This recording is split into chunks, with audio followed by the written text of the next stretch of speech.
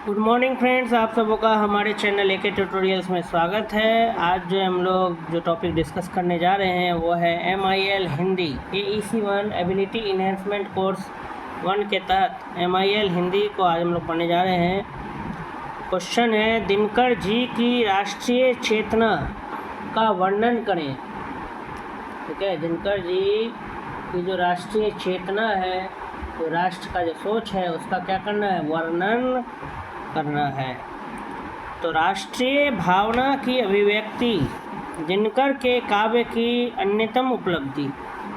राष्ट्रीय भावना, देश, नेशनलिज्म, देश के लिए जो देशभक्ति की जो भावना है, राष्ट्र के लिए जो भावना है, उसकी अभिव्यक्ति दिनकर के काव्य, यानी दिनकर जी की जितनी भी कविताएं हैं उसमें क्या दिखाई देती है, क्या झलकती है, राष्ट्र की भावना झलकती है पढ़ने से। तो दिनकर जी की काव्य को अगर आप देखेंगे तो दिनकर जी की काव्य का एक सबसे बड़ा उपलब्धि ये है कि उससे राष्ट्रीयता की भावना का क्या होता है, अभिव्यक्ति होता है, एक्सप्रेशन।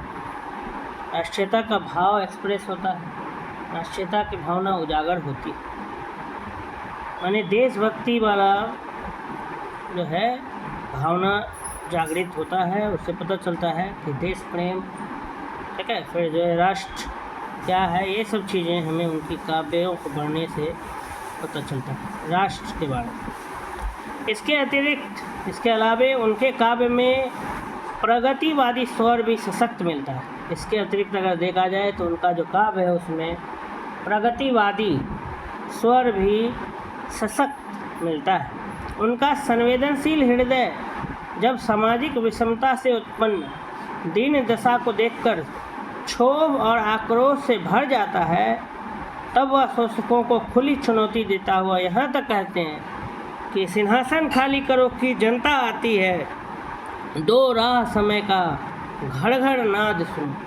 इस तरह से वो जो है शोषक, जो लोग जो शोषण करते थे उनके खिलाफ इस तरह से वो लिखते थे अपनी कविताओं में कि सिंहासन क्या करो, खाली कर दो, सिंहासन खाली करो कि जनता आती है, दो राह समय का कि घर घर नाद सुन। राष्ट्रीय भावना की अभिव्यक्ति दिनकर के काव्य की अन्यतम उपलब्धि। इसके अतिरिक्त उनके काव्य में प्रगतिवादी स्वर भी सशक्त मिलता है। उनका संवेदनशील हृदय जब सामाजिक विषमता से, उनका जो संवेदनशील जो हृदय है, जब समाज की बुराइयों से, विषमता से उत्पन्न दीन दशा को देखकर क्षोभ और आक्रोश से भर उठता है, तब वह शोषकों को खुली चुनौती देता हुआ यहाँ तक कहते हैं कि सिंहासन खाली करो कि जनता आती है, दो राह समय का घर घर नाद सुन। मानव समष्टि के हित चिंतन के भाव तथा क्रांति के उद्घोष कभी दिनकर की रचनाओं में सहज ही उपलब्ध होते हैं, जैसे कि हाहाकार, व्याल पर विजय आदि। मानव समष्टि मतलब मानव का भी हित चिंतन का भाव, क्रांति का उद्घोष, ये सब जो है दिनकर जी की रचनाओं में सहज ही, माने आसानी से क्या होते हैं, उपलब्ध होते हैं। जैसे दिनकर जी का एक कविता हाहाकार, ठीक है, व्याल पर विजय। तो मानव समष्टि के हित चिंतन के भाव तथा क्रांति के उद्घोष कभी दिनकर की रचनाओं में सहज ही उपलब्ध होते हैं। कह रहा है कि मानव समष्टि के हित चिंतन के भाव तथा क्रांति के उद्घोष कभी दिनकर की रचनाओं में सहज ही उपलब्ध होते हैं, जैसे हाहाकार, व्याल पर विजय आदि। कभी विषाक्त युग रूपी शेषनाग को अपने भयंकर फन फैलाने के लिए ललकारता है, ताकि उस पर चढ़कर वह सोचा नाच गा सके और उसके चरणों के नीचे विष लहराए, जिस पर वह अपनी मोहक बांसुरी बजाए। तो क्या कह रहा है कि मानव समष्टि के हित चिंतन के भाव तथा क्रांति के उद्घोष कभी दिनकर की रचनाओं में सहज ही उपलब्ध होते हैं, जैसे हाहाकार, व्याल पर विजय आदि। कभी विषाक्त युग रूपी शेषनाग को अपने भयंकर फन फैलाने के लिए ललकारता है, ताकि उस पर चढ़कर वह उत्साह के साथ नाच गा सके और उसके चरणों के नीचे विष लहराए, जिस पर वह अपनी मोहक बांसुरी बजाए। इस तरह से राष्ट्रीयता का जो सुगंभीर, निर्भीक एवं रागात्मक उद्घोष दिनकर जी ने अपने काव्य में किया है, वह उनकी स्वातंत्र्य पूर्व तथा स्वतंत्र उत्तर, मतलब स्वतंत्रता के पहले और स्वतंत्रता के बाद दोनों कालों की रचनाओं में मिलता है। किंतु देशभक्ति जागृत करने में सर्वाधिक योगदान उनके हुंकार और सामधेनी संकलन की कविताओं का ही रहा। देशभक्ति उजागर करने में प्राणधारी सिंह दिनकर जी का जो है सर्वाधिक योगदान हुंकार और सामधेनी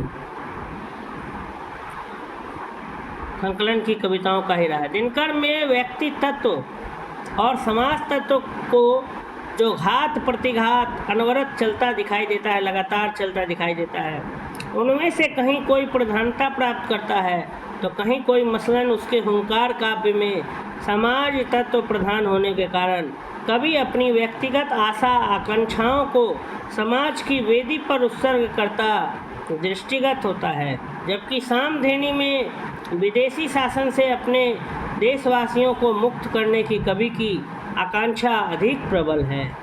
इस संग्रह में दिनकर जी का युग दृष्टा रूप अपेक्षाकृत अधिक निखरता देखा जा सकता है, पर उनका युग सृष्टा रूप भी कहीं धूमिल नहीं होता।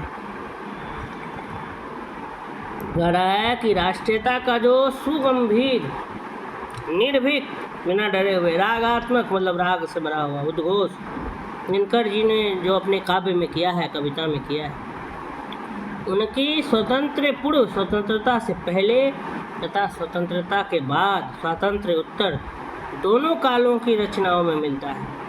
किंतु देशभक्ति जागृत करने में सर्वाधिक योगदान, सबसे अधिक योगदान उनके हुंकार और सामधेनी संकलन की कविताओं का ही रहा है। क्या दिनकर में व्यक्ति तत्व और समाज तत्व को जो घात प्रतिघात अनवरत चलता दिखाई देता है, उनमें से कहीं कोई प्रधानता प्राप्त करता है तो कहीं कोई, मसलन उनके हुंकार काव्य में समाज तत्व प्रधान होने के कारण कभी अपनी व्यक्तिगत आशा आकांक्षाओं को समाज की वेदी पर उत्सर्ग करता हुआ दृष्टिगत होता है, दिखाई देता है। मतलब कभी कभी दिनकर जी की कविता में व्यक्ति तत्व दिखता है, कभी समाज तत्व दिखता है, कभी घात प्रतिघात चलते रहता है। ठीक है। सामधेनी में विदेशी शासन से अपने देशवासियों को मुक्त करने की कवि की आकांक्षा अधिक प्रबल है।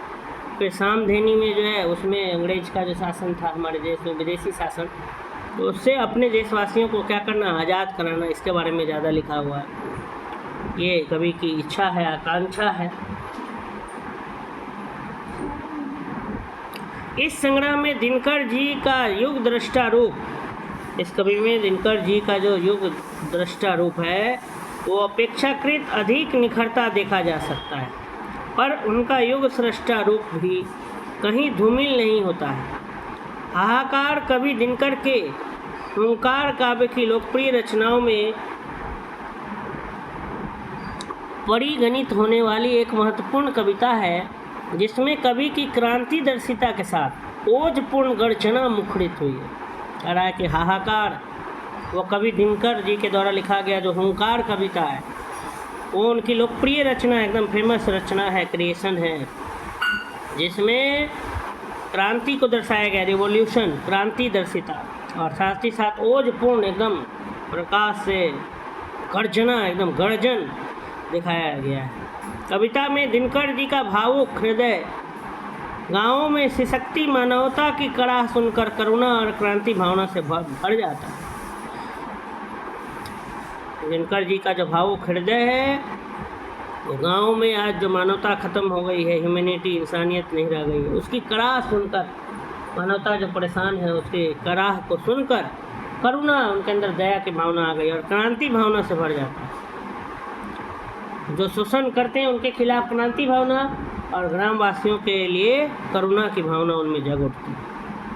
ग्रामजनों की, गांववासियों की अभाव को देखते हुए और विवशता के साथ भूख से व्याकुल होते बच्चों की चिल्लाहट ही यहाँ कवि के हाहाकार में वर्णित हुई।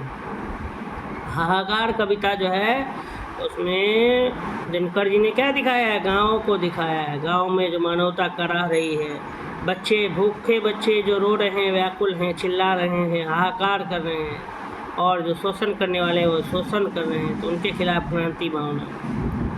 ठीक है, तो गाँव की जो मानविक व्यथा है उसको भी उन्होंने अपने काव्य में दर्शाया है। खास करके किसमें? हाहाकार भी लिखा हुआ है दिनकर जी के द्वारा। सामधेनी भी लिखा है उन्होंने। सामधेनी में उन्होंने विदेशी शासन से अपने देशवासियों को मुक्त करने की आकांक्षा दर्शाई है। हुंकार में एकदम देशभक्ति जागृत करने में उनका बहुत बड़ा योगदान रहा। ठीक है, तो हुंकार, सामधेनी, हाहाकार, ये सब उनकी प्रसिद्ध क्या है? रचनाएं हैं दिनकर जी की, जो राष्ट्रीय चेतना क्या करती है? जागृत करती है मनुष्यों में।